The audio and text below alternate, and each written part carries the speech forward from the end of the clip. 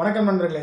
சூர்யா அவர்களோட நடித்து வெளிவந்த மாமன் படம் வந்து பார்த்திங்கன்னா நல்ல ஒரு பாக்ஸ் ஆஃபீஸ் கலெக்ட் பண்ணியிருக்கு அப்படின்னு வந்து தயாரிப்பு நிறுவனம் வந்து வெளியிட்டிருக்காங்க. கிட்டத்தட்ட வந்து பார்த்திங்கன்னா 10லேருந்து 15 கோடி வரைக்கும் இந்த படம் வந்து ஒரு மிகப்பெரிய ஒரு ஏர்னிங்ஸ் எடுத்திருக்கு அப்படிங்கிற மாதிரி வந்து சொல்லியிருக்காங்க.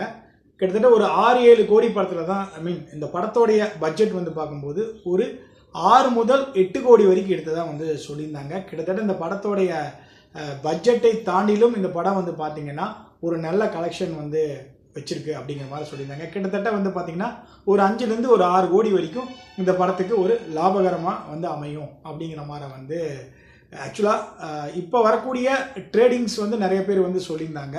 பட் இருந்தாலும் அந்த தயாரிப்பு நிறுவனம் வந்து இந்த படத்தோடைய இன்வெஸ்ட்மெண்ட் எவ்வளோ, அதே நேரத்தில் இப்போ ரிட்டர்ன் எவ்வளோ வரைக்கும் எடுத்திருக்கு அப்படிங்கிற ஒரு விஷயத்தை வந்து வெளியிட்டிருந்தாங்க. ஸோ அதை வச்சு பார்க்கும்போது மாமன் வந்து உண்மையிலே சூரிக்கு ஒரு வெற்றி படமாக தான் அமைஞ்சிருக்கு. பல நெகட்டிவிட்டியான ஒரு கிரிட்டிக்ஸ் இருந்துச்சு. செகண்ட் ஹாஃப் பற்றி வந்து ரொம்ப கிரிஞ்ச் ஃபேஸ்ட் அப்படிங்கிற மாதிரிலாம் சொல்லியிருந்தாங்க. பட் இருந்தாலும் இந்த படம் வந்து பார்த்திங்கன்னா பாக்ஸ் ஆஃபீஸ் குறை வைக்கல. பிஎன்சியில் வந்து சென்டரில் ஒரு கணிசமான ஒரு லாபத்தை வந்து இந்த படம் பார்த்துருக்கு அப்படிங்கிறதா வந்து நிதர்சனமான உண்மை. ஸோ அடுத்தது மண்டாடி படத்துக்கு சூரி வந்து ரெடி ஆகிட்டாரு.